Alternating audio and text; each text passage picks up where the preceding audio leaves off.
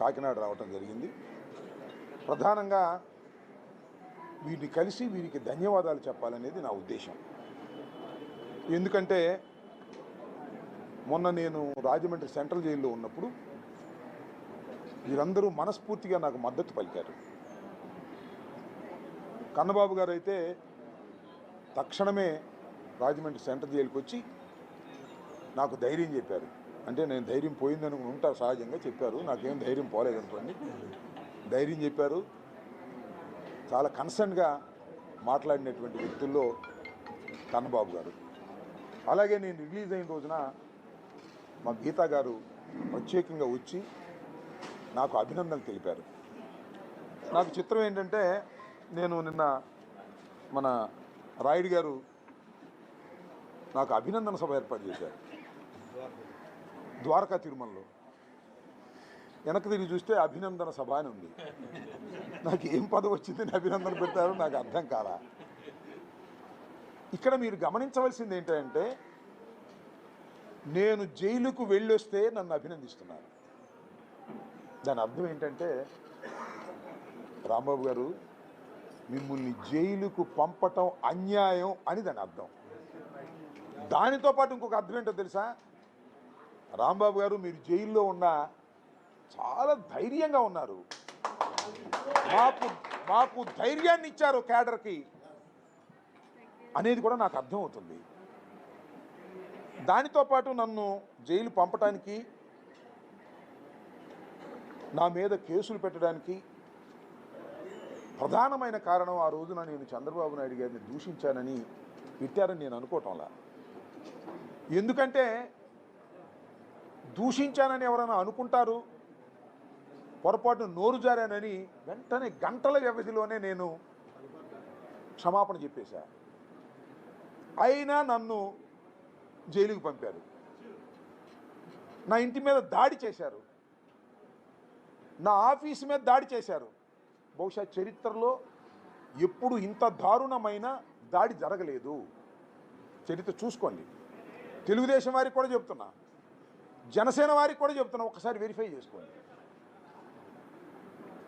7 గంటల 20 నిమిషాల సేపు నా ఇంటి ముందు, నా ఆఫీసు ముందు కరాళ నృత్యం చేశారు. పోలీసులు అక్కడే ఉన్నారు, ఏం మాట్లాడలా, సహకరించారు. పెట్రోల్ తీసుకొచ్చి పెట్రోల్ బాంబులు వేశారు, పరుగులు తీసుకొచ్చి గోడలు పగలగొట్టారు, నా ఇల్లంతా ధ్వంసం చేశారు, నా కార్లు పగలగొట్టారు, నా ఫర్నిచర్ పగలగొట్టారు. ఒక్కటి చంపకపోవటమే, నైతికంగా చంపేశారు. ఇంత దారుణమైన సంఘటన ఈ మధ్యకాలంలో చరిత్రలో ఉభయ రాష్ట్రాల్లో ఎక్కడ జరగలేదు, నిజంగా భారతదేశంలో కూడా జరగలేదని నా అభిప్రాయం. Subject to the correction. ఎందుకు చేశారు ఇది? నేనేం చేశానని చేశారు? ఒక బూత్ తిట్టానని అనుకోని కాసేపు. ఉండవల్లి అరుణ్ కుమార్ గారు చెప్పాడు, తిట్టిన వాడికేమో సెంట్రల్ జైలు, కార్లు పగలగొట్టి ధ్వంసం చేసిన వారికేమో స్టేషన్ బెయిల్ ఇచ్చి పంపించారు. దిస్ ఈజ్ ద సిస్టమ్, పాలన, administration, police administration in Andhra Pradesh. Chandrababu Naidu గారి నాయకత్వంలో, లోకేష్ గారి నాయకత్వంలో ఇలా జరుగుతూ ఉంది. జైల్లో పెట్టి పోలీస్ లాకప్లో వీళ్ళ దుంప దగ్గర కొట్టడానికి ప్రయత్నం చేశారు, కాళ్ళు బగలు తీశారు, ఏదేదో చేశారు. కేసు మీద కేసు, కేసు మీద కేసు, కేసు మీద కేసు పెట్టారు. అంటే రాకూడదు, లోపలేటి పెట్టాలని. ఎందుకు అంటే లోకేష్ రాసిన రెడ్ బుక్ నా కుక్క కూడా భయపడదు అని అన్నందుక, లేదు సంక్రాంతికి ఒక చక్కని పాట రాజకీయ పార్టీ పాట రాసి డ్యాన్స్ చేసినందుక, వచ్చేది జగనన్నే, కూటమిని కూల్చేది కూడా జగనన్నే, నీ రెడ్ బుక్ నా కుక్క కూడా లెక్క చేయదు. వింటున్నావా చంద్రబాబు, చెబుతున్నాడు ఈ రాంబాబు అన్నందుకు పెట్టావు రావుల. నువ్వు రావులు పెడితే భయపడతాడా అంబటి రాంబాబు? వీళ్ళందరూ ఇంత బలం ఉంది నాకు. ఈ రాష్ట్రంలో 40% ఓటు బ్యాంకు కలిగినటువంటి వైఎస్ఆర్ కాంగ్రెస్ పార్టీ నాయకుడిని నేను. భయపడను. ఇంకొకటి కూడా చెప్తున్నా చంద్రబాబు నాయుడు గారు, ఈ రాష్ట్ర జనాభాలో 20% పైన ఉన్న కాపు కులంలో పుట్టి పెరిగినటువంటి వ్యక్తి రాంబాబు, గుర్తుపెట్టుకోమని మనం చేస్తున్నా. దానికి దేనికి భయపడను, నువ్వెన్ని చేసినా భయపడేటటువంటి వ్యక్తిని కాదు అని మనం చేస్తున్నా. ఇది ఇవాళ ఏం జరుగుతుంది? నా మీద దాడి చేసిన వారి మీద కేసులు లేవు, నన్ను కొట్టడానికి ప్రయత్నం చేసిన పోలీసు వారి మీద యాక్షన్ లేదు. వదిలేస్తామా? న్యాయ పోరాటం చేస్తానని కూడా ఈ సందర్భంగా మనం చేస్తున్నాం. ఆల్రెడీ కోర్టులో ఫైల్ చేశాం. నన్ను పోలీస్ కస్టడీలో ఉన్నప్పుడు కొట్టడానికి ప్రయత్నం చేసినటువంటి ఆ ఇద్దరు సిఐల్ని నిజంగా చిత్తశుద్ధి ఉంటే, ప్రజాస్వామ్యం ఉంటే, అడ్మినిస్ట్రేషన్ ఉంటే ఇమీడియట్గా సస్పెండ్ చేయాలా? చేశారా? వాళ్ళకి మెడల్ ఇచ్చేటట్టు ఉన్నారు, చేసేటట్టుగా లేరు. దీని మీద న్యాయస్థానాల్లో న్యాయ పోరాటం చేస్తాను. రాష్ట్ర వ్యాపితంగా ప్రజల దగ్గరికి వెళ్ళి ప్రజా పోరాటం కూడా చేస్తాను. ఈ రాంబాబు వదిలిపెట్టడు, ఈ రాంబాబు తగ్గడు అనేది కూడా ఈ సందర్భంగా నేను చెప్పదలుచుకున్నాను. ఎన్ని కక్ష సాధింపులు తప్ప ఏమైంది నీ అడ్మినిస్ట్రేషన్? అసలు పండిన పంటకు అసలు గిట్టుబాటు ధర ఉందా ఎక్కడైనా సరే? ఒడ్లు కొనేవాళ్ళు ఉన్నారా? పండిన పంట కొనేవాళ్ళు ఉన్నారా? మొత్తం టోటల్ అడ్మినిస్ట్రేషన్ అంతా కూడా గాలికి వదిలేసి కక్ష సాధింపులే తప్ప మరొకటి లేదు. అమ్మడు రాంబాబు నోరు మెదుపుతున్నాడు, అమ్మడు రాంబాబు మీద కక్ష సాధిద్దాం, లేకపోతే మరొకళ్ళు నోరు మెదుపుతున్నారు, వాళ్ళ మీద కక్ష సాధింపు చేద్దామని. ఇవన్నీ ఏమవుతాయి? చివరికి మీకు సెల్ఫ్ గోల్ అయ్యి మీకు మీ పతనానికి దారితీస్తుందనే విషయాన్ని కూడా మీరు గమనించాలని సందర్భంగా మనం చేస్తున్నాం. ఇప్పటికైనా ఈ కాకినాడ నుంచి డిమాండ్ చేస్తున్నా, నా మీద కేసులు పెట్టారు, లోపల పెట్టారు, I can face it in the court. కానీ నా ఇంటి మీద దాడి చేసినటువంటి వ్యక్తుల మీద మీరు ఖచ్చితమైన యాక్షన్ తీసుకోండి మీకు బుద్ధి ఉంటే. పోలీసులు ఎవరైతే నన్ను కొట్టడానికి ప్రయత్నం చేశారో వారిని సస్పెండ్ చేసి విచారణ జరపండి మీకు చిత్తశుద్ధి ఉంటే. మీకు చిత్తశుద్ధి లేకపోతే న్యాయస్థానాల ద్వారా ఇవి జరిగేటట్టు చూస్తాం. న్యాయస్థానాల్లో లాంగ్ ప్రొసీజర్ జరిగితే 3 సంవత్సరాలు దాటితే మళ్ళా ఈ రాష్ట్రానికి జగన్మోహన్ రెడ్డి ముఖ్యమంత్రి కాబోతున్నాడని కూడా నేను స్పష్టంగా చెప్పలేదు. నేను కిర్లంపూడి వెళ్ళాను, నేను రాజమండ్రి వెళ్ళాను, మొన్న ద్వారకా తిరుమల వెళ్ళాను, ఇవాళ కాకినాడ మన కన్నబాబు గారి దగ్గరికి వచ్చాను, మళ్ళీ ఇప్పుడు త్రిమూర్తులు గారి దగ్గరికి వెళ్తున్నాను. ఎక్కడికి వెళ్ళినా ప్రజల్లో కసి పెరిగింది. పరిపాలన గాలికి వదిలేశాడు చంద్రబాబు నాయుడు. వాళ్ళ అబ్బాయి చంద్రబాబు నాయుడు కలిసి రాష్ట్రాన్ని దోచుకొని సంచులు డబ్బులు తీసుకెళ్ళి హైదరాబాదులో దాచుకోవటం తప్ప రెండో పనే లేదు వాళ్ళకి. అడ్మిషన్ అంతా కొలాప్స్ అయిపోయింది, రైతులు సర్వనాశనం అయిపోయే దశకు తీసుకువెళ్ళారు. అలాంటి పరిపాలన ఇక మనకు వద్దు అని 2 సంవత్సరాల్లోనే ప్రజలు నిర్ణయించుకున్నారనేది నా వ్యక్తిగతమైన అభిప్రాయం. కాకపోతే మీరు చూడండి, లోకల్ బాడీ ఎలక్షన్స్ పెడితే చూద్దాం, పోలీసులు ప్రయోగించకపోతే. ఇవన్నీ కూడా మీ అందరి ఆశీస్సులతో ప్రజా వ్యతిరేకత మూటగట్టుకున్నటువంటి ఈ ప్రభుత్వాన్ని దించేంత వరకు కూడా మనం అందరం కలిసికట్టుగా పనిచేద్దామని ఈ సందర్భంగా నేను మనవి చేస్తున్నాను. కాపులకి అందరూ, నాకు కాపు నేతలే కాదు, నాకు ఇక్కడ అందరూ ఉన్నారు, దట్స్ ఓకే. నేను ఆ సందర్భంలో చెప్పింది అంటే, నాకు వచ్చిన పలకరించిన వారందరికీ, నాట్ ఓన్లీ కాపులు రియాక్ట్ అయ్యారు, ఎడమ కులాలు కూడా రియాక్ట్ అయినాయి.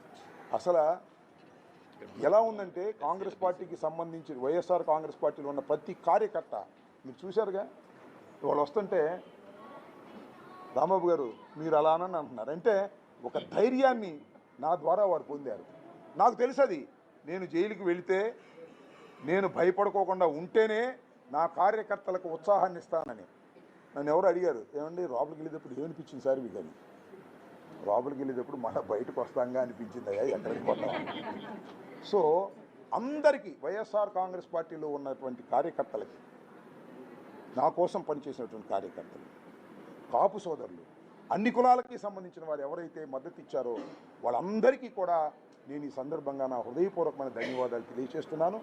మరొక అంశం ఏంటంటే, కాపులు వైఎస్ఆర్సీపీలో లేరు.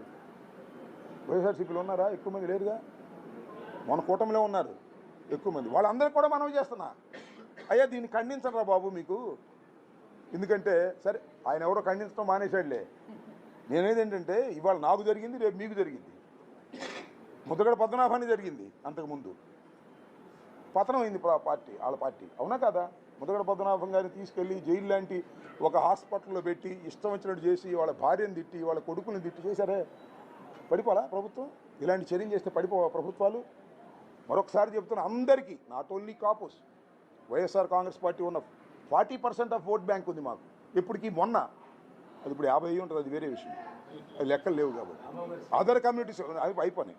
అదర్ కమ్యూనిటీస్ అందరూ కూడా ఎవరైతే ఈ అన్యాయాన్ని ఖండించారో, అంతేకాదు మీకు ఆశ్చర్యపోతారు మీరు, సుజనా చౌదరి గారు ఖండించాడు, నారాయణ గారు ఖండించాడు, జడ్జి గారు మన ఆయన పేరేంటి శ్రావణ గారు, జడా శ్రావణ గారు ఖండించారు.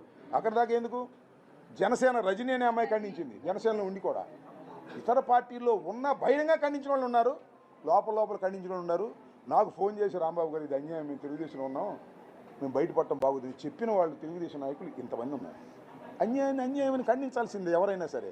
చాటును ఖండిస్తారా, బహిరంగం ఖండిస్తారా అనేది, బహిరంగ ఖండించిన వాళ్ళు మీకు తెలుసు, చాటులుగా ఖండించిన వాళ్ళు నాకు తెలుసు. చెప్పమ్మా. 2024 ఎలక్షన్ జరిగింది, 2029 ఎలక్షన్ జరుగుతుంది. ఇప్పుడు 2 ఇయర్స్ మాత్రమే జరిగింది. 24లో ఎలక్షన్ జరిగిందంటే 29లో మళ్ళీ జరుగుతుంది. ఇప్పుడు 2 సంవత్సరాలు మాత్రమే గవర్నమెంట్ వచ్చింది. ఇప్పుడు మీ సభలో సమావేశాలు లేకపోతే మీ నాయకులు జగన్ గారు పెట్టే సమావేశాల్లో 29లో మనమే అవుతున్నామని చెప్తారు తప్పించి ఇప్పుడు ప్రజా సమస్యల మీద ప్రత్యేక కార్యాచరణ ఏం చేస్తున్నారు? ప్రజా సమస్యల మీద ప్రత్యేకంగా కార్యాచరణ ఏమీ చేయకుండా ఎవరు చెప్పారు? 29లో మేము అవుతున్నాం. ఇప్పుడు కూడా ఈ ప్రెస్ మీట్లో కూడా 29లో మేమే గవర్నమెంట్లోకి వస్తున్నాం అంటారు తప్పించి ఇప్పుడు ప్రజెంట్ గవర్నమెంట్ మీద ప్రజల మీద సమస్యల మీద మీరు ప్రత్యేకంగా చేస్తున్న చర్యలు ఎవరు చెప్పారు నీకు ప్రత్యేకంగా ఏం చేయలేదని? ఈ ప్రభుత్వం మీద ఎన్ని ఉద్యమాలు నడుపుతున్నాం మేము, రైతులు గిట్టుబాటు ధర మీద నడపలేదా? You are not following. అంటే మీరు చెప్పేది ఏంటి? వైఎస్ఆర్ కాంగ్రెస్ పార్టీ ఓరికినే 2029లో అధికారంలోకి వస్తామని చెప్పడం తప్ప మీరు ప్రజా సమస్యల మీద మీరు కదలట్లేదు అనేది కరెక్ట్ కాదు. అనేక ప్రజా సమస్యల మీద కలిగేటువంటి కార్యక్రమాలు చేస్తున్నాం. ఏమండి, పత్తికి గిట్టుబాటు ధర లేదంటే జగన్మోహన్ రెడ్డి గారు వెళ్ళాడుగా, మిర్చికి గిట్టుబాటు ధర రాలేదంటే జగన్మోహన్ రెడ్డి గారు వెళ్ళి అడిగారుగా. ఏంటి అన్నీ? ఇవన్నీ ప్రజా ఉద్యమాలు ఖచ్చితంగా వైఎస్ఆర్ కాంగ్రెస్ పార్టీ కన్స్ట్రక్టివ్గా చేస్తుంది. మీరు గమనించకపోతే మేము చేయగలిగింది లేదు. పోనీ మీరేమైనా సలహాలు ఇస్తే చెప్పండి, అవి నచ్చితే పాటిస్తాం, దానిలో ఏ అభ్యంతరం లేదు. ఎప్పుడూ పోరాట పటిమతోనే వైఎస్ఆర్ కాంగ్రెస్ పార్టీ జగన్మోహన్ రెడ్డి గారు ముందుకు వెళతారు. మేము చెప్పేది ఏంటంటే ప్రభుత్వం చేస్తున్నటువంటి అప్రజాస్వామికమైన విధానాలు, ఒకవైపున ప్రజలకు కావలసినటువంటి పనులు చేయకోకుండా కేవలం కక్ష సాధింపు చర్యలు, రెడ్ బుక్కులు ఇట్లాంటివి పెట్టుకునే చేస్తున్నారు. కాబట్టి ఈ ప్రభుత్వం మీద వ్యతిరేకత పెరిగింది కాబట్టి 2029కి వైఎస్ఆర్ కాంగ్రెస్ పార్టీ అధికారంలోకి వస్తుంది, కూటమి కూలిపోతుంది అనేది మా అంచనా. మా అంచనాకి అందరూ ఒప్పుకుంటారు లేదు చూద్దాం. ఏమన్నా నిషేధిత ప్రాంతమా? వెళ్ళకూడదు నేను అలాగే అది కాదు. నేను ఒక మాట చెబుతా, బాగబ్బా పిఠాపురం ఈ టూర్లో వెళ్ళట్లేదు, మళ్ళీ వెళ్తా. పిఠాపురం ఏమి నిషేధిత ప్రాంతం కాదు, అక్కడ ఎవరు వెళ్ళడానికి వీలేని కాదు.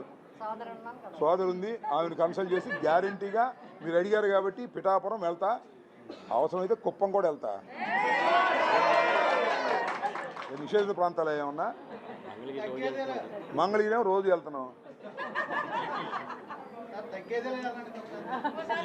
నేను తగ్గేదే లేదని పద్దాకా అవసరం లేదు, మీరు నన్ను చూస్తేనే మీకు అర్థమైంది తగ్గుతానో లేదు. కాబట్టి కొంతమంది తగ్గామన్నారు, ఒళ్ళు తగ్గిద్ది తప్ప పవర్ కాదు, పట్టుదల, కసి. నేను ఒకటే మనవి చేస్తున్నా, ఎంత దుర్మార్గం అండి. ఒక బెయిల్ వస్తే ఇంకొక కేసు వేస్తారా, ఇంకో దానిలో బెయిల్ వస్తే మళ్ళీ ఇంకొక కేసు వేస్తారా? ఏ అన్నాలు పెట్టుకుంటారు నన్ను? 36 కేసులు పెట్టారు మొత్తం. ఏంది ఇది? నాకు 68 సంవత్సరాలు,